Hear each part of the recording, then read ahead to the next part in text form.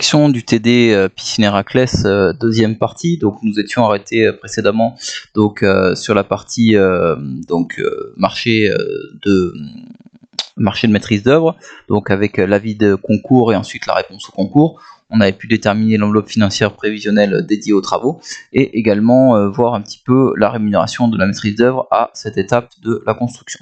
Donc on passe maintenant à la partie C et qui vous demandait donc d'étudier un avis de marché, donc appel d'offres DT3 page 7, que l'on pouvait également trouver sur ici, le document avis d'appel d'offres de marché de travaux. Donc comment ça se présente ce document là? Vous aviez à chaque fois donc de nouveau la date pour la compléter.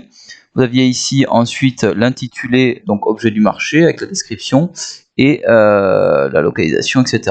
Donc avec un récapitulatif de ce qui était demandé. Et ensuite vous aviez donc l'estimation, vous voyez ici, de la maîtrise d'œuvre pour l'ensemble des marchés de travaux, donc uniquement les travaux, avec ou sans option. Donc je vous avais demandé de faire travail sans option, 7 698 000 € hors taxes pour cette partie-là, et donc de compléter cette valeur-là. Ensuite, si on regarde un petit peu plus en détail lot par lot, donc vous aviez information sur le lot numéro 1, gros œuvre, avec le travail à faire.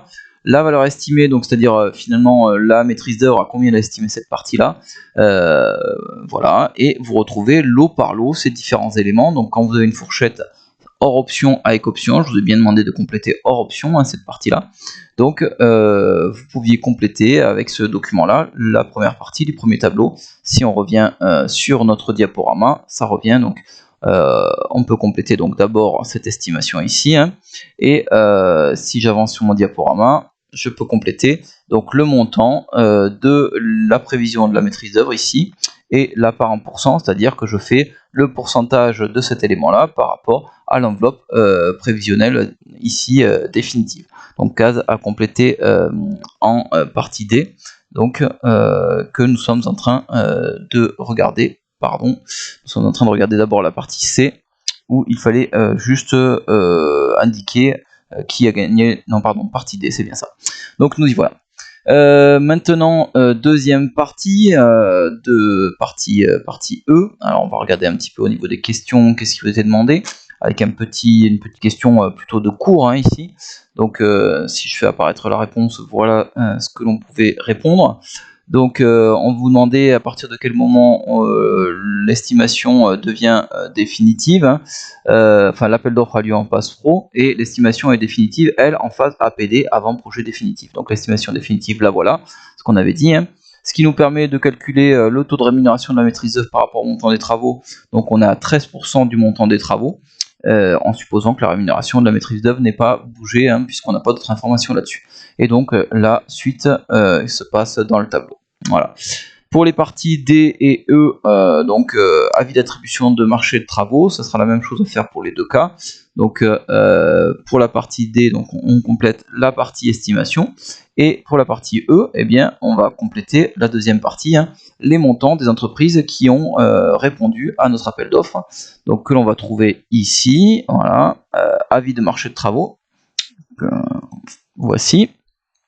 Donc si je regarde un petit peu lot par lot, donc j'avance jusqu'aux différents lots. Donc le lot numéro 1, terrassement gros œuvre, il a trouvé attributaire puisqu'il y a une date d'attribution. Information sur l'offre, donc c'est Sogea Sud qui a gagné ce marché-là, et a estimé le montant du lot total à 1 899 920,99 €. Voilà, donc pas de problème. À partir de là, eh bien, je peux compléter dans mon tableau de mon document réponse, eh bien, le montant que voici. Voilà. Donc je vais pouvoir faire ainsi de même pour les différents lots qui ont été attribués, donc 8 lots uniquement. On se rend compte, si on revient sur notre document d'avis de marché, eh bien qu'il y a donc le lot 1 qui a été attribué, et ensuite quand on passe au suivant, ici on voit qu'on passe directement au lot numéro 4, donc ça veut dire que les lots 2 et 3 n'ont pas trouvé preneur en première instance, donc ces deux parties-là sont bel et bien vides, et donc on ne peut rien mettre là-dessus. Donc on reporte les montants, ça c'est les montants auxquels ont répondu les entreprises, c'est les montants estimés par l'équipe de maîtrise d'œuvre, on est bien d'accord? Voilà. et on demande de regarder l'écart entre l'estimation et le montant réel, et on se rend compte que ce montant est 6,8 plus cher que l'estimation, celui-ci est plus cher, celui-ci est moins cher, etc. Alors attention, pour calculer l'écart global, ce n'est absolument pas la somme de tous ces écarts, puisque un écart de 6% sur 1,8 million et un écart de 26% sur 147 000 euros, ça n'est pas du tout pareil. Donc l'écart global, comment il s'apprécie? On fait la somme des montants des lots attribués, et on fait la somme des estimations des montants des lots attribués, et l'écart il est sur ces deux valeurs là. Donc pour le moment on est plutôt dans le vert, vous voyez, on a un écart négatif, ce qui fait que on est moins cher que ce qui a été estimé, ce qui donne un tout petit peu de marge pour la relance, puisqu'en fait certains lots n'ont pas été attribués et seront attribués dans un deuxième temps. Voilà, ça c'est l'objet de la question suivante.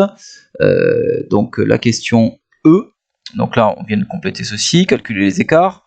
Et maintenant, pour les lots infructueux, donc numéro 5, relance. Donc là, vous retrouvez ce qu'on a déjà mis, donc il n'y a pas grand chose, il n'y a rien à compléter. Ce qu'on veut, c'est compléter les 4 lots manquants qui ont été relancés. Donc le document de la relance, le voilà.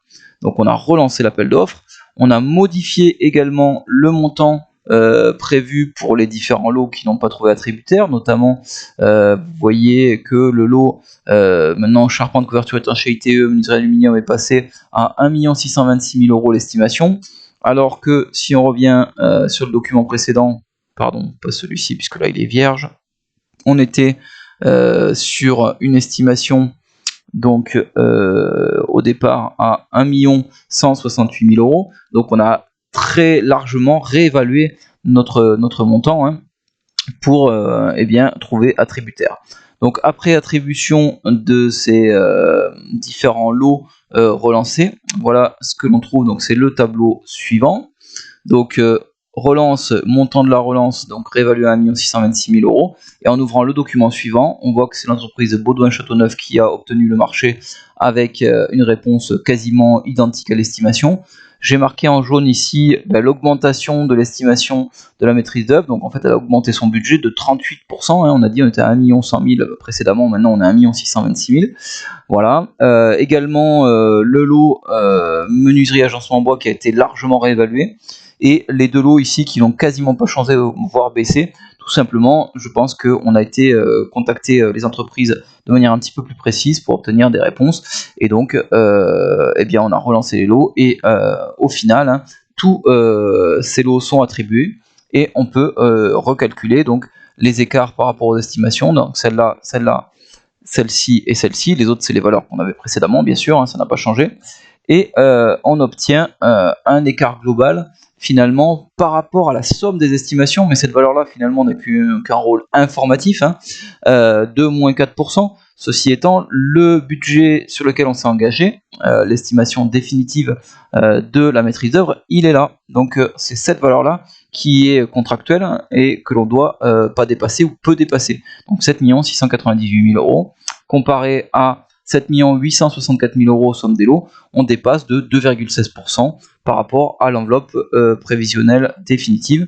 Donc un petit dépassement qui est en dessous de 2,5%, donc qui est tout à fait acceptable pour ce marché-là, pour la plupart des marchés publics en général. Voilà un petit peu, si on complète maintenant la frise pour récapituler nos différents montants.